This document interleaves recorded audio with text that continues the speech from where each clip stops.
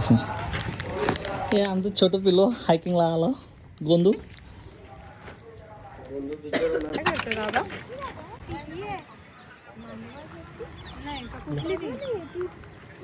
किती वर्षानंतर मी पुन्हा एकदा किल्ल्याला आलेलो आहे आणि वसईचा किल्ला आम्ही खूप फिरलोय. मी, वैभव आणि पंकज, आणि हे सगळे स्पॉट आम्ही कव्हर केले. अजूनही आम्हाला माहिती आहे की ह्याची परिस्थिती काय होती, आत्ताही कशी आहे.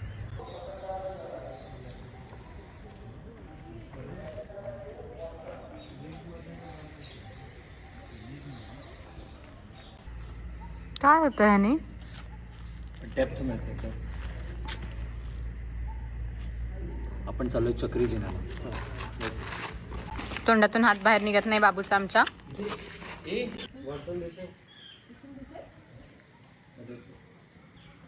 तिकडे होतंय असं वाटतं नक्ष.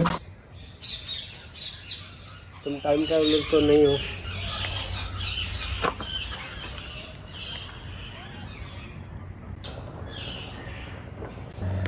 आम्ही आता चक्री जिना चढून वसई किल्ल्याच्या या चर्चच्या टॉपला आलो. हा वसईचा किल्ला आम्ही खूप वेळा कव्हर केला.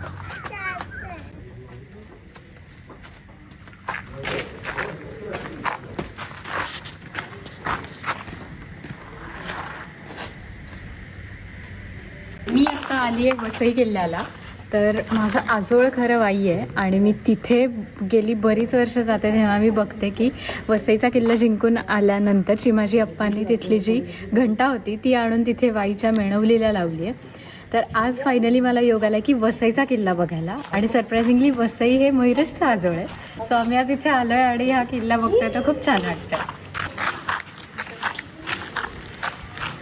जनरलचा वाडा, ज्याच्यामध्ये किल्ल्याचा एकमेव मशालीचा स्टँड आहे. इथे पहिले 4 पिलर होते, आता तेही निघून गेले. जनरलच्या वाड्याच्या या पार्टमध्ये मी कधीच आलो नव्हतो, कारण की इथे खूप झाडं होती. आता ही तोडलेली तर दिसत आहेत. ते थोडे छोटे कार्व्ड डिझाईन्स पण आहेत. जनरली किल्ल्यावरती खूप मोठे फुलांचे डिझाईन्स आहेत, पण हे वन ऑफ द स्मॉल आहे. या किल्ल्यावरती मशालीचा एकमेव स्टँड आहे, तो इकडे आहे. तो किती वर्षापूर्वी आम्ही शोधलेला आणि तो आता खराब झालाच आहे. बट लेट्स सी, या व्हिडिओमध्ये थोडंफार दिसेल. हा बघ, दिसला.